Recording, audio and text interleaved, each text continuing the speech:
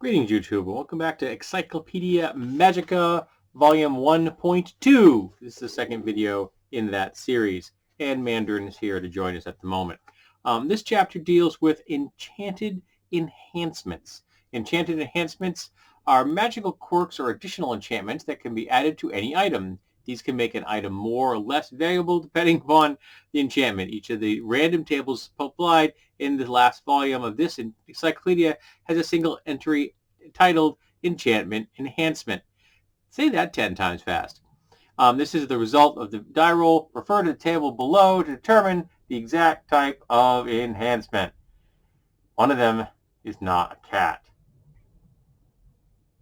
Get off me. Alrighty, so it's appears to be 10 categories. And we'll figure this out. So we have anything item aquatic, which has asterisks next to it. I don't know what the asterisks stand for. Let's see if it tells me what the asterisk stands for. Doesn't seem to tell me specifically. Well, I guess we'll figure that out as we go along. Aquatic, cloaked wizardry, lightweight equipment, miniature gear, polymorphed gear, psionic dampener, quirk, racial enhancement, and weightless item. And these are the specifics. The anything item. A magical item of this sort appears to be any one of the small, rather weak, miscellaneous magic items that are more frequently found, typically one with a limited number of uses, although this is not always true. If the possessor commands it to do so, the item suddenly alters itself to become any other miscellaneous magic item except an artifact or relic. Stop that. Going after my ribbon. This enables the owner to command the item to become some form of Horn of Valhalla, for instance. Limitations. No form can ever be repeated.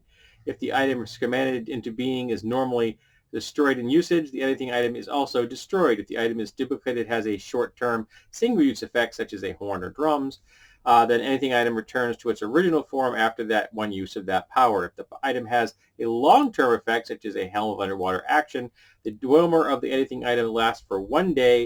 In any case, the item disappears after 3 uses. That's kind of fascinating. So it's the anything, it's the any spell, but in a magic item form, and you can use it 3 times. Now they make it says magic items of this sort appear to be any one of the small, rather weak, miscellaneous magic items that are more frequently found. Now, it's important for me to fill that in. Remember, this is first edition Dungeons & Dragons. And in first edition, or advanced Dungeons & Dragons, that setting was very much a post-apocalyptic setting. What do I mean by that? I mean that there was a golden age of magic that has passed. And there are just shitloads of magic items in the world. I mean, if you look at some of the old modules, you could find magic swords literally in a wall sconce disguised as a torch. It made no sense, but there it was. Gygaxian module design was weird. It was Salvador Dali the DM. So there were magic items everywhere.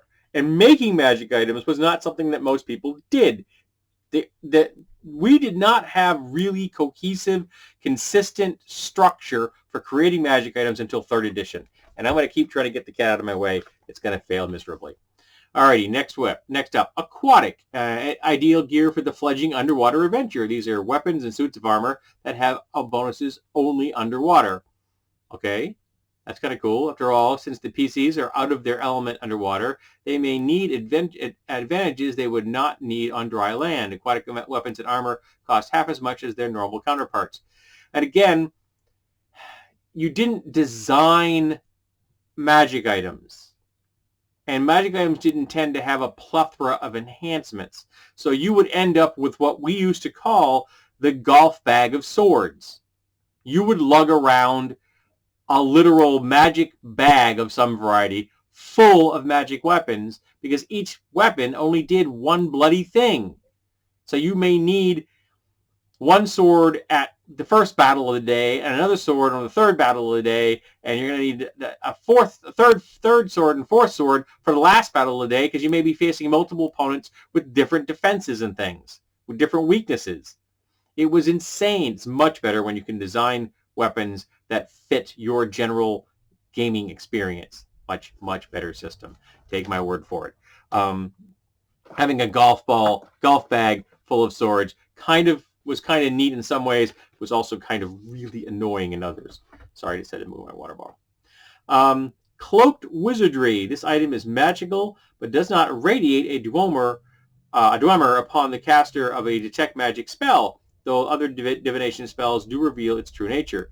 Some items, such as a wings of flying or a flask ringed with magical writings, are obviously magical despite their cloaks.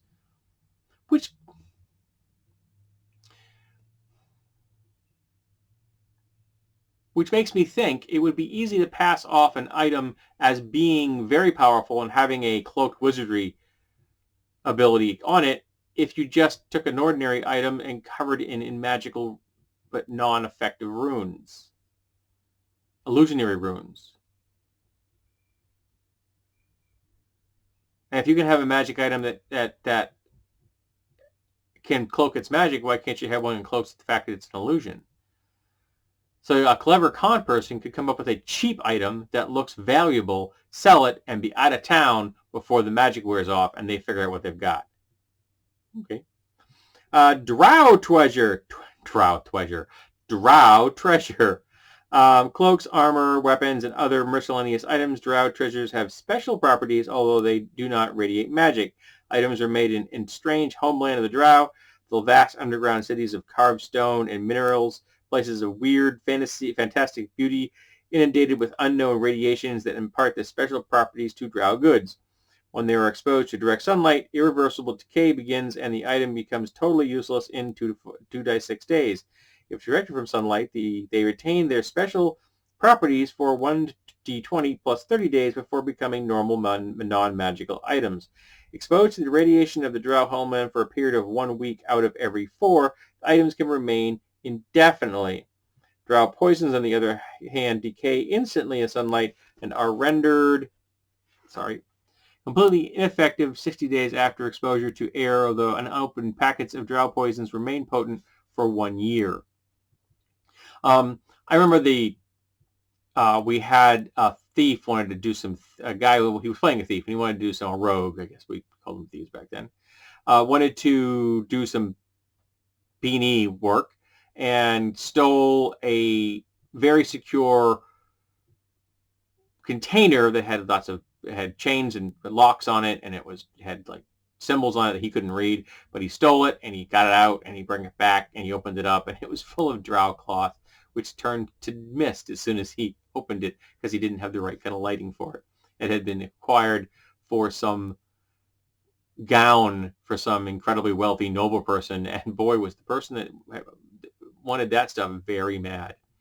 Lightweight equipment. For thieves, mountain climbers, fast scouts, and others in a hurry, these items are extremely useful. Weight and encumbrance may be reduced by half when the item, weapon, and armor are used instead of ordinary ones. No additional advantages are given in combat, though they do count as magical for attack purposes against certain monsters. So you would have a reduced armor check penalty under like 3rd edition or Pathfinder. That's perfectly acceptable kind of a thing.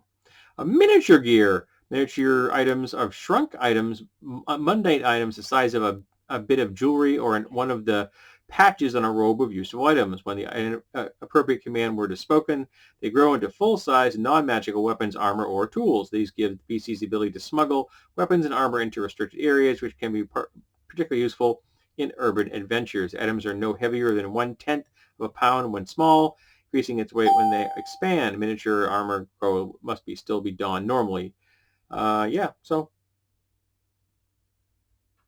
pretty darn cool. I like these. That's a good idea. Polymorph gear. Polymorph items usually come in 3 basic types: a brooch that turns into a suit of armor, a ring that turns into a shield, or a gem or wand that turns into a weapon, giving the same advantages of lightness and surprise capability as miniaturized weapons and armor do. With an armor, a brooch, a shield ring, the armor or shield is already being worn properly once the command word is spoken, whereas the polymorph armor must be donned normally. Most polymorphed items reduce only one weapon or magic item. Yeah, that was pretty cool. I had a magic ring, and I think the magic ring came out of a White Dwarf magazine, and it was had a diamond. It was a diamond ring, and there was a flaw inside the diamond ring. And if you looked at the flaw very carefully, the flaw was the shape of a sword, and that turned into a sword when it was commanded, and it was quite cool to suddenly have a sword pop into my character's hand. Very powerful weapon. I really like that. I have to look the stats up. I have to do a video about Sir Lord Takan, Sir Takan Lord Ranger someday. His portrait's on my wall. I should take a picture of that too. But yeah, I need to do about it. He's absurd. We have Sonic Dampener. This item can be used in any world where Sonics are present. The frequency of the item is, of course, determined by the frequency of the Sonic ability.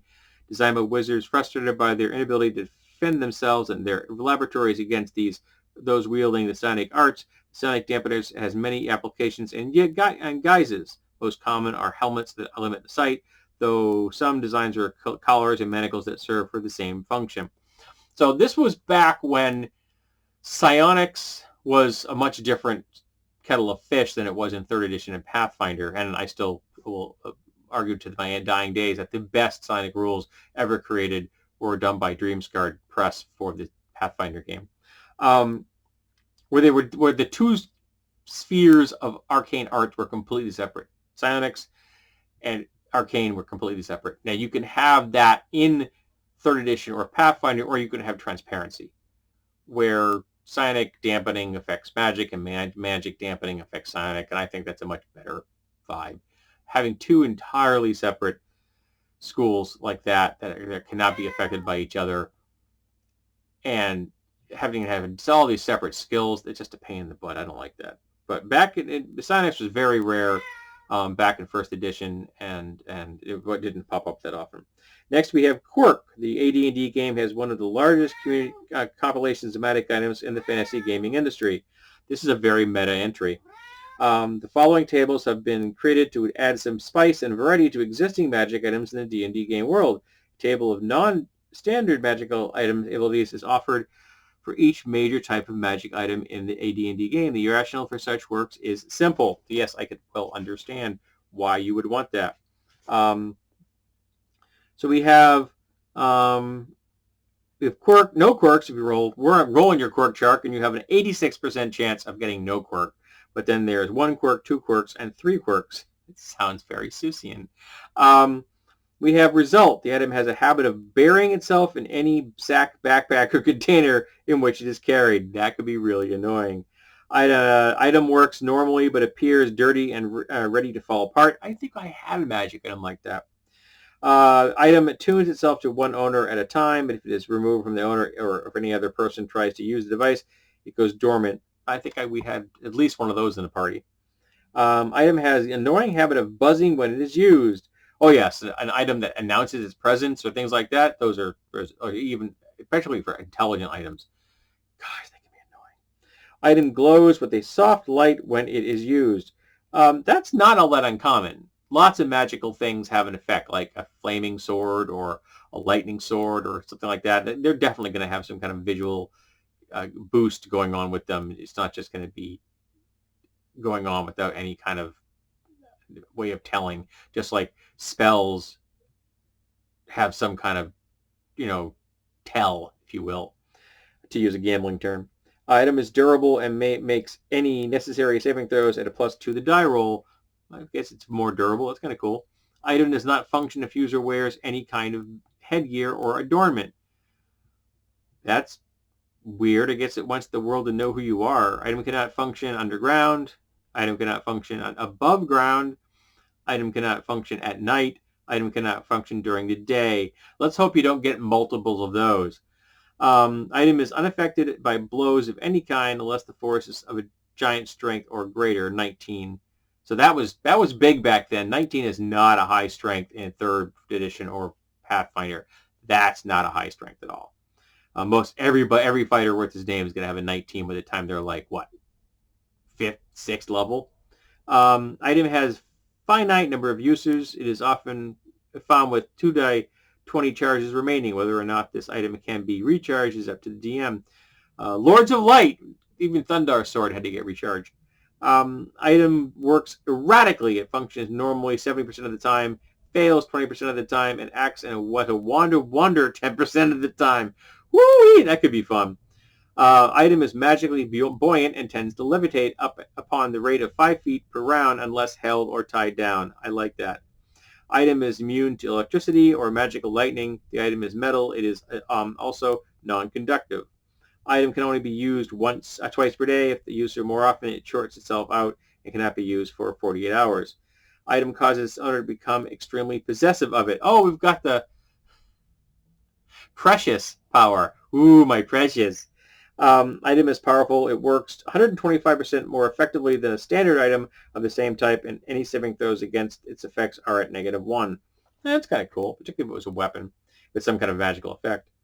Item is, you just like bump it up 1 damage size, so if you're a medium and it functions as a large, that kind of thing. Item is substandard and it only works half as well as a standard item of the same type. It best have some good powers.